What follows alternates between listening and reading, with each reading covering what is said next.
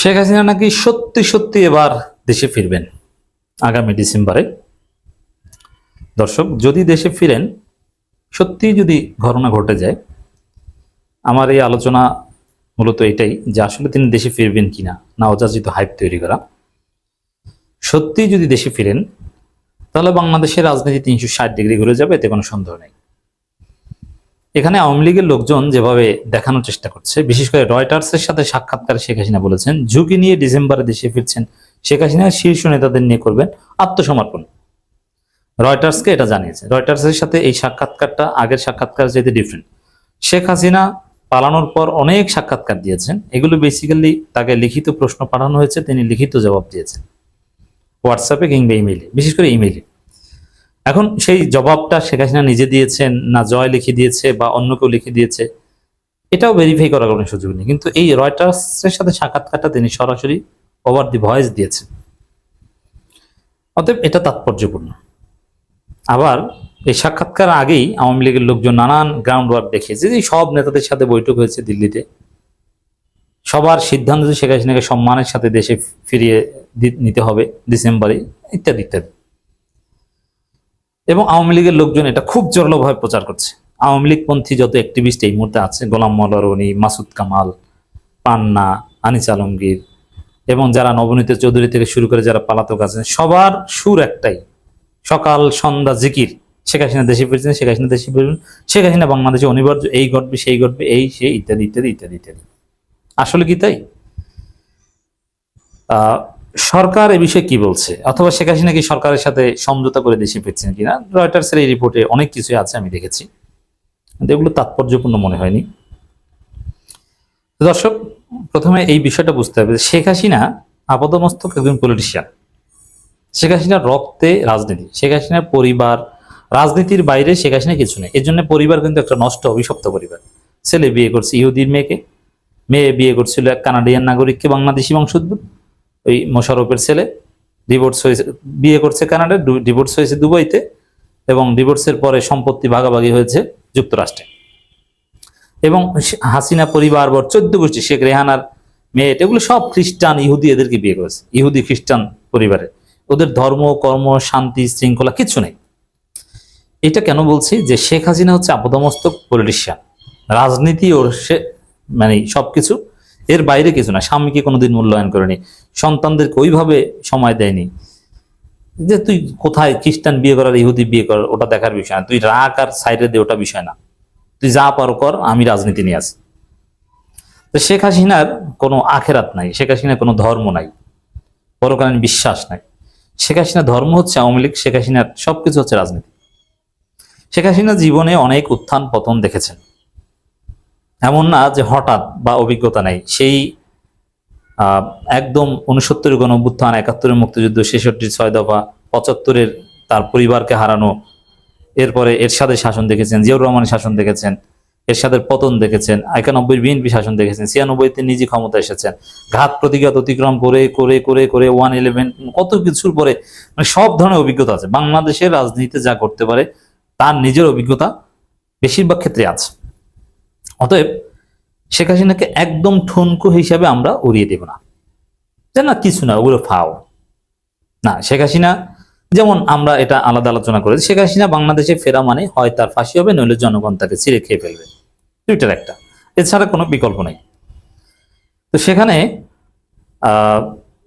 শেখ হাসিনা এমন, এই যে এতক্ষণ তার বৈশিষ্ট্যটা বললাম এই কারণে যে তাকে ছিঁড়ে খেয়ে ফেলবে জনগণ, এটা জেনেও আসা অসম্ভব নয়। তিনি কি করবেন না করবেন না সেই বিশ্লেষণে আসছে, সেটা জেনে শুনে আসতে পারেন, যেহেতু তার ধর্মই হচ্ছে রাজনীতি। এবং বহুত লোককে তিনি নিজ হাতে ফাঁসি দিয়েছেন, জবাই করেছেন, হত্যা করেছেন, গণহত্যা করেছেন, সব অভিজ্ঞতা শেখ হাসিনা আছে। সেখানে তিনি নিজে জীবন দিবেন এই সাহস তার হলেও হতে পারে, বলা যায় না। এই জন্য একদম গুরুত্বহীন ভাবে দেখলে হবে না। ভারত এবং ইসরায়েল চেষ্টা করছে শেখ হাসিনাকে নিয়ে, এটাও একটা গুরুত্বপূর্ণ বিষয়, এটাও বিবেচনা নিতে হবে। এবার এগুলো বিবেচনা নিয়ে এবার আসি, আমরা আলোচনা করি। শেখ হাসিনা দেশে ফিরবেন ডিসেম্বরে। তিনি যে প্রক্রিয়ার কথা বলছেন এটা পুরোটাই ভেগ, অসম্ভব নয়। এই জন্য আমি এতক্ষণ অসম্ভব নয়, ফিরতে পারেন, এরকম এক্সাম্পলও আছে যে এরকম পতিত স্বৈরাচার পালিয়ে থেকে এক পর্যায়ে দেশে ফিরেছেন, আছে এক্সাম্পল, ইরানে আছে, বিভিন্ন দেশে আছে। কিন্তু শেখ হাসিনাটা কতটুকু যুক্তি? প্রথম কথা হচ্ছে যে ঝুঁকি নিয়ে, কিসের ঝুঁকি? তাকে হত্যা করার ঝুঁকি আছে, ফাঁসি দেওয়ার ঝুঁকি তো আছে, ফাঁসি হবে এটা নিশ্চিত। কিন্তু হত্যা থেকে সরকার তাকে বাঁচাতে পারবে কি পারবে না, এটা একটা আলোচ্য বিষয় হতে পারে। ডিসেম্বরে দেশে ফিরছেন শেখ হাসিনা। আচ্ছা, ডিসেম্বরে কেন? এখন এই অগাস্টে ফিরেন, ডিসেম্বর কি? দর্শক, এই ঘোষণাটা আমার কাছে মনে হয়েছে ওই যে তারেক রহমানকে ঘিরে যেরকম বিএনপি বলতো এই যে 10 ডিসেম্বর তারেক রহমান দেশে আসবেন, 11 ডিসেম্বর থেকে দেশ চলবে খালেদা জিয়ার কথায়। 2022 সালে এই হাইপ তৈরি করেছিল, এই সামনেই আসবেন, ঈদের পর আন্দোলন, এই কথাগুলো যেরকম শেখ হাসিনা ডিসেম্বরে দেশে ফিরবেন, এই কথাগুলো সেরকম। এগুলো আমার কাছে বাস্তবসম্মত মনে হয় না। কারণ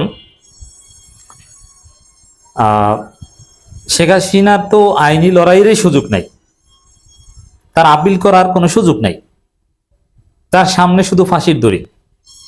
সেখানে তিনি দেশে আসবেন আইনি লড়াই করতে, এই কথাটাই তো বাস্তবসম্মত না। যে আদালতে আত্মসমর্পণ করবেন, আত্মসমর্পণ করে গিয়ে তিনি আইনি লড়াই চালাবেন, আইনি লড়াই সুযোগ শেষ, আত্মসমর্পণ করবেন কিভাবে? অতএব তার এই কথাটা বেসলেস। আর দ্বিতীয় কথা হচ্ছে শীর্ষ নেতাদের নিয়ে দেশে ফিরবেন। শেখ হাসিনার হয়তো এই সাহস থাকলেও থাকতে পারে, যদিও সাহস থাকলে তিনি পালালেন কেন, এটা প্রশ্ন।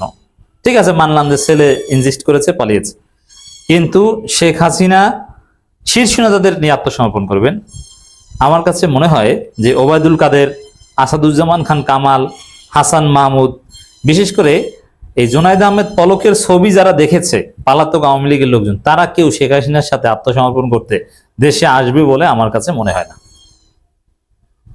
অতএব শীর্ষ নেতাদের নিয়ে দেশে আত্মসমর্পণ করবেন, এই কথাটা ঠিক নয়।